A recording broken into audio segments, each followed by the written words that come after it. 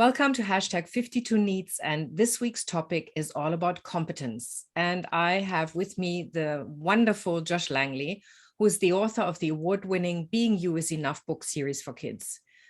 Josh promotes positive mental and emotional health messages for children through his books, presentations, primary school talks, videos, charity work, and online programs.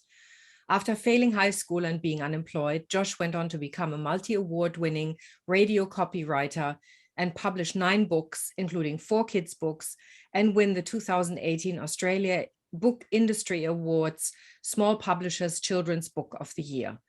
That's quite a mouthful.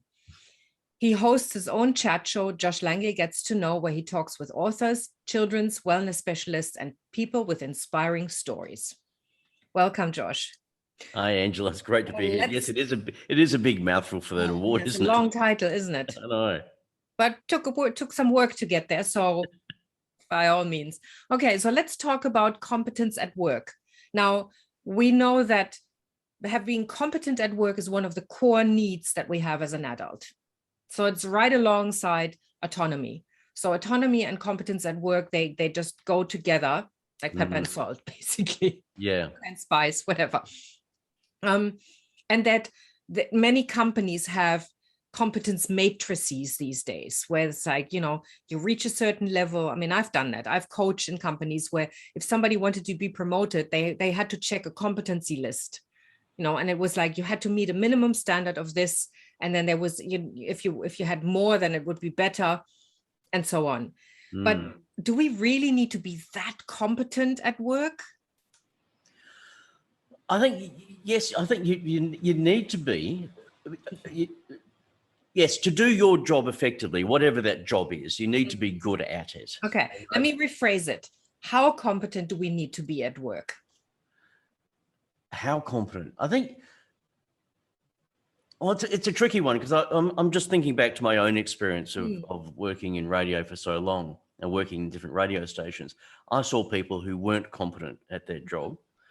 They were lazy. They didn't get things done on time. They expected everyone else to do their work for them. They whinged and they complained, and yet management didn't do anything. Mm-hmm. They just and so their behavior stayed the same, and it wasn't punished, and it was almost rewarded by not being punished, if that made sense.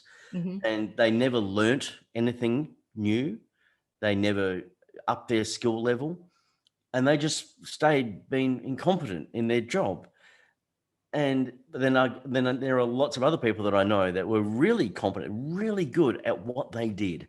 Yeah. And they were the ones that I saw creating opportunities, coming up with new ideas, working in teams really effectively, and really progressing the company and progressing the clients that we're working for. And so I think for me, it is important that you are competent in your job at what you do, whatever it is. Mm-hmm. But if you're, I don't know. If I was a management, I would be one of these strict people. Just make sure everyone did their job well. Yes. Actually, without being a micromanager, but encouraging why is that person not incompetent? Why are they not competent? What are the reasons why? Let's examine that. Yeah. Why is that happening? That's what I would be doing, as opposed to just letting them get away with it. Yeah. Okay. I'm just thinking, why did I ask the question like that? Because for me, competence, yes, absolutely, you need to be competent in your job. For me, competence has lots of facets. And often at work, competence is shrunk down to somebody knows how to do their job really, really well. Whereas the things that you were describing were not necessarily related to the execution of the job, of the tasks themselves, but how they were being executed. So there was a competence in how they related to people, or how they were doing their job, how they were showing up for other people. Because often, it's not just how somebody does their job as such, but how they contribute. Yeah. And that, I think, is often forgotten. And that's what you said. When people were lazy, they were probably they had the competence to do their job, but they weren't competent in doing it well for the people they were working with. Yes, that's the good distinction. But as you said, lots of facets, but they all got to come together. Yeah. In a way that's cohesive. Yes, this person could write radio commercials, but at actually effectively getting them done on time and not annoying the rest of the staff because they were late with everything constantly and too busy on Facebook or at work. Yeah. That was the falling down. That was they weren't competent in that aspect of their role. So maybe there were different aspects of competency within a particular role and the dynamic within that workspace. Well, I mean, it's like, for example, as a leader, like if you're the manager of a team, or you've got some people who do work on your behalf, you can delegate to. A lot of people get promoted into these roles because they are really competent. They know their role really, really well, and they know how to do their job. And then all of a sudden they have to lead people. And what they do is they manage them like tasks. They don't really know what to do with people, how to motivate them, how to keep them interested, how to share their vision, how to make sure that, like they don't take on, as you said, the micromanagement, take on all of these things. And that's a whole different skill set. But that's not often something that we teach people. We teach people how to do their job really, really well. And then we go, okay, now you know how to do your job. Off you go and pass this on to other people. Yeah, exactly. And I've seen that case many, many times where someone is good at what they do and or they want to get a move to another department. And they go, okay, well, they're good at that. They can, because they're good at that, they'll be good at something else. Yeah. And they move there and I've seen it before, they give them no support whatsoever. Yeah. And so they either have to sink or swim. And a lot of the times without the support, they sink.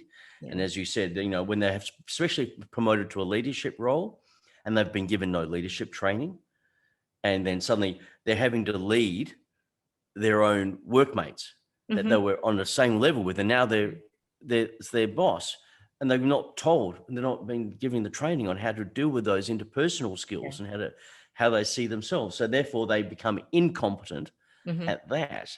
Yeah. And I think that's painful. That is, and it's really hard to watch. And I get passionately angry at the organization for not providing that scaffolding of support for that person to do that job effectively, competently. Yeah.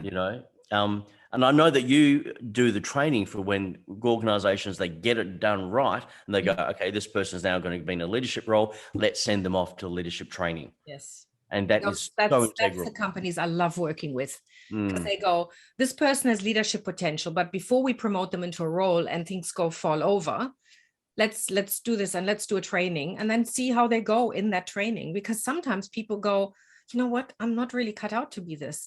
This is not what I want to do. I really want to stay in my job. I'm just happy to do what I'm doing. I don't want to give that up to get other people to do what I love doing. Yeah. So, well, yay, by all means, that's competent too. Yes. I mean, I am the walking, talking example of that.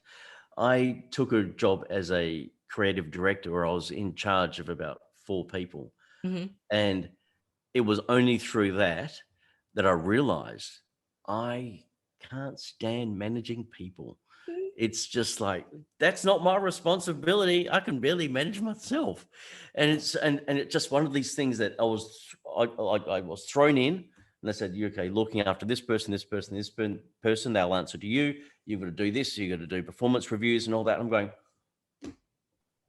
training, anyone? Yeah. No, you just got to get in and do it. And it was the worst, one of the worst times of my life, because I didn't know how to deal with people. I didn't know how to manage them. And then they kept looking to me going, help. And I'm going, I don't know what to do, and I'm a very self-sufficient person. So I'm going, well, what can you do? Trying to put it back on them. How could you look at this? Oh, but you're meant to solve it for me. I'm going, well, no, what can you do? And of course they didn't like that. I mean, I didn't have the skills to reinforce that or to take it any further. Yeah. And I can manage myself. and work collaboratively with everyone, but I don't want to manage people. Yeah. And that's just no, thanks. For me, the definition of a leader is somebody who makes themselves redundant. That's an effective. Oh, I like that. Yes. It's somebody who teaches people or not teaches, but supports people in acquiring a skill set or competencies that allow them to do their job competently with autonomy, where they're just the backup person. And I've had people go into total conniptions going, but if I'm redundant, nobody will need me anymore. And I said, yeah, but you have a role where you're on a higher level up. You're more strategic. You think more big picture. You know, you have a much bigger contribution on it in a different way. So isn't that something that you would like to do? And they go, yeah. Or would you like to do the role that you're delegating to other people now? That's the choice you make. You're either a micromanager or you're a leader. And I think, and in extreme cases, I mean, obviously. I think what happens is people get confused between micromanaging and leading. They think micromanaging is leading. Yes. And it's not. It's completely the opposite. It's demoralizing. It's, Yeah. but I like the way it's you're empowering your staff, your work team, to be autonomous, to make their own choices, to feel good about what they're doing, to feel like they're making a contribution. Yeah. And I think that's a great way of looking at it. You just make yourself redundant. But what happens is that is not the traditional model of what it is to be in middle management or a leader or whatever. It's like, I lead from the front. Yeah. I like the way people say, I lead with my team next to me. Yeah. And of course, I expect that everything that I do with the competence that I have, you will execute in exactly the same manner. And that's putting that expectation on it, which doesn't help. It's like teaching it. It's like I always say to parents, teach your child how to think, not what to think. And the same thing applies to leaders. They teach their followers what to think. Enlightened leaders make themselves redundant by teaching future leaders how to think. Yes. And that, for me, that's the difference that makes the difference. If that's the case, then I reckon I've only worked with maybe one or two people that fill in that description in my entire career. So it's a rarity. So how do you teach that though? Challenging people. That's my job. I mean, I always say to people, I'm not here to be liked. I'm here to support you to be the best that you can be. And we have to figure out what that is. I don't have a model for that. We're going to have a look at what creates wellness and satisfaction and flow for you, and how does that impact on the people around you? Because if your goal is to dominate the people around you and you've got a very fixed model of the world, then let's have a look at that, because that's probably not going to create wellness and happiness and flow for the people around you, because they have their own model.